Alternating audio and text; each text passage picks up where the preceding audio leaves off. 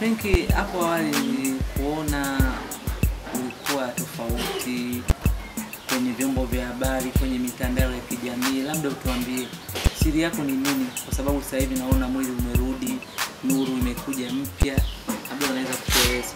Kwa kweli hapo zamani nilikuwa nakabika na madawa ndio yote yalipotokea hapo kipindi cha nyuma. Lakini nashukuru Mungu nilipata msaada, nimeenda sehemu ambayo ni Sober House. Ndio naendelea kupata nafuu, nimeacha kutumia madawa mpaka sasa hivi naendelea vizuri, ndio maana naona afya yangu kwa sawa. Kama sijakosea, Frenki, wewe ndio ulikuwa unataja kwamba ni chanzo kikubwa cha kumrudisha mwanamuziki wa Bongo Flava Rema Chalamila Ray C kwenye madawa ya kulevya.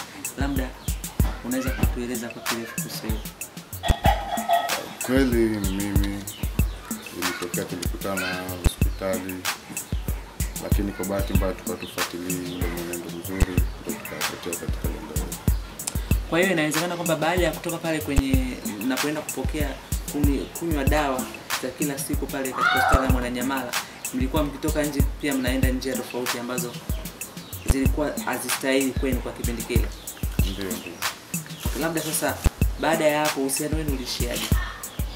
Uhusiano wetu haukuendelea vizuri sababu uko katika ile hali ya kutumia madawa kulevya, hatuko katika kuliti mambo.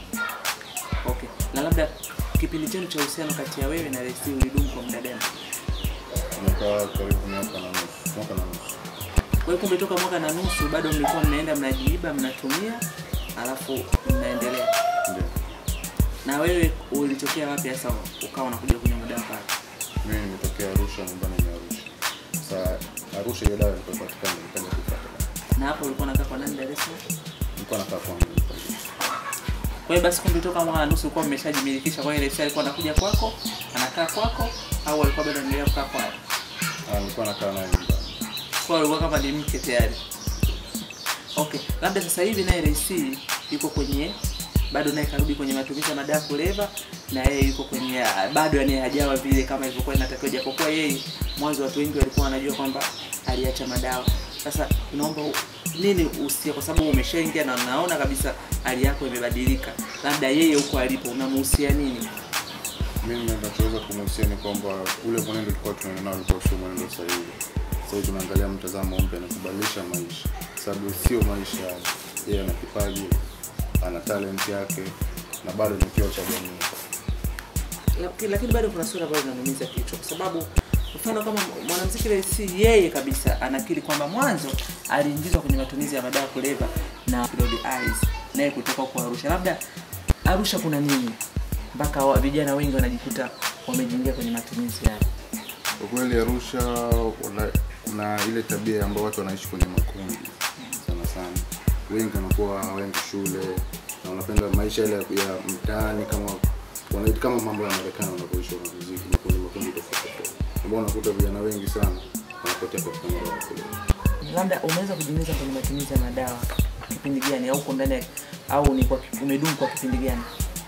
Toka nilipoanza madawa nilianza 2009. Kwa sasa hivi tukasema ni miaka 7. Ndio.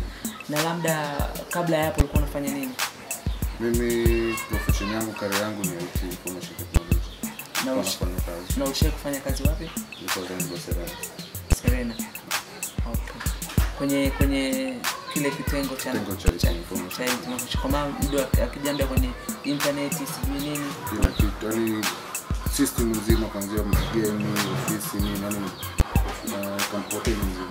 Okay. Labda mimi kuna swali nataka kuuliza. Sasa najua ukitoka hapa utakuwa vizuri. Na je, kwa Ray C naye akitoka akiwa vizuri, mnaweza mkaendeleza mahusiano yenu kama sasa mkaishi? Kwa sababu kama mnaweza kuishi mwaka mmoja na nusu, na maana ni watu ambao mmependana. Sasa je, Ray C akitoka akiwa yuko fresh na wewe umetoka kwenye hicho kituo cha pili sana uko fresh, je, mnaweza mkachukua hatua nyingine ya kuweza kuoana? Kwa kweli hapo siwezi jua, Mungu ndiye anayepanga. Na kila mtu na maisha yake na mtazamo wake tofauti. Okay.